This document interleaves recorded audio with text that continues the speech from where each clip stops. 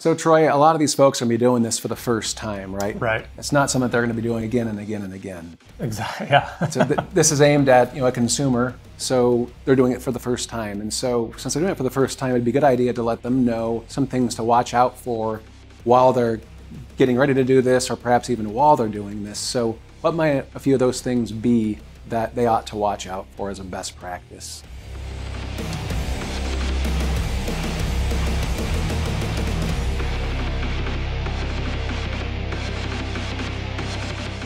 We tend to get in a hurry, and I think one of the things that really is helpful is to slow down, plan out exactly what you're going to do. We always call it a mixing station. So wherever you're going to, it's nice to work off the table or something. Put plastic down and have the plastic go from the garage floor to wherever you're mixing, because invariably people get something on their shoe and they walk it off onto the driveway, or they walk it off onto the carpet and the tile in the house, and we know how well that goes over. Right. So planning out your job site, making sure that you're prepared for that type of stuff. When you go to wash the floor, make sure that you've got a hose and fresh water and stuff. Make sure you're able to clean the floor. But what you don't really want to do is you don't want to over soak the floor. So if you've got a hose that you've brought in that's got a leaky nozzle on it, and you're not worried about it because you're putting water on the floor anyway. But the reality of it is that water is getting deeper and deeper into the concrete. We're really not looking for you to saturate the concrete. We just want you to have enough moisture on the surface to, do the cleaning or the oil removal or etching, whatever piece of it you're doing. We want to make sure that you just have just enough water on there to complete that task. And how long should they wait for that to dry before they can apply the product? Generally, if you're using the Plus version, if you've got a little bit of surface moisture, you're not going to have any problems. So it's not a problem? Not really any problems. You don't want to see, certainly if the floor is dark and there's moisture on it, you put your hand down, it's wet, that's too wet. But if you've got a couple of little areas that just seem to be dark but not fully dry, you're going to be okay.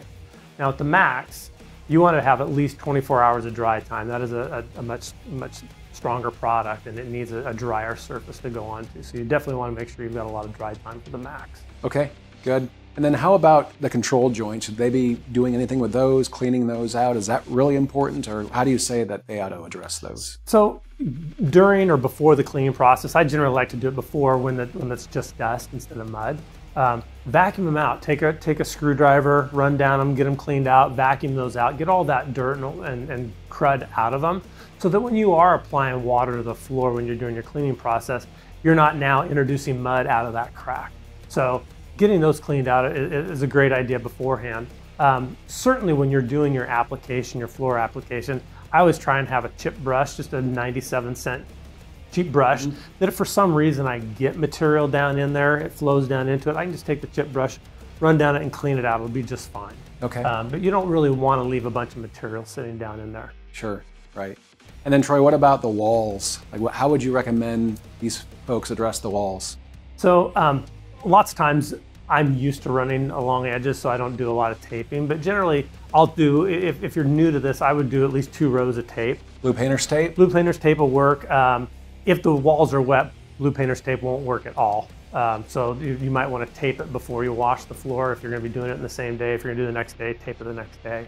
But I would go 2 rows. The reason I would go 2 rows is sometimes when you're running your roller and you bump into the wall, there's a chance that if you've done just a single row of narrow tape, you'll actually get some epoxy on the walls.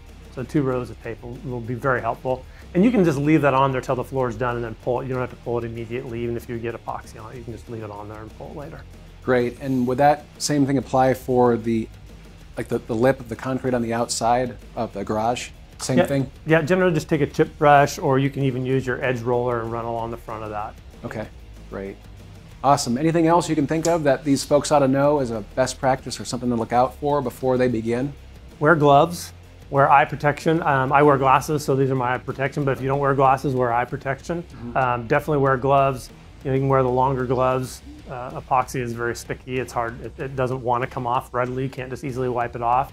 Make sure you've got plenty of paper towels. I like the blue paper towels. They're inexpensive and you can clean up spills. Right.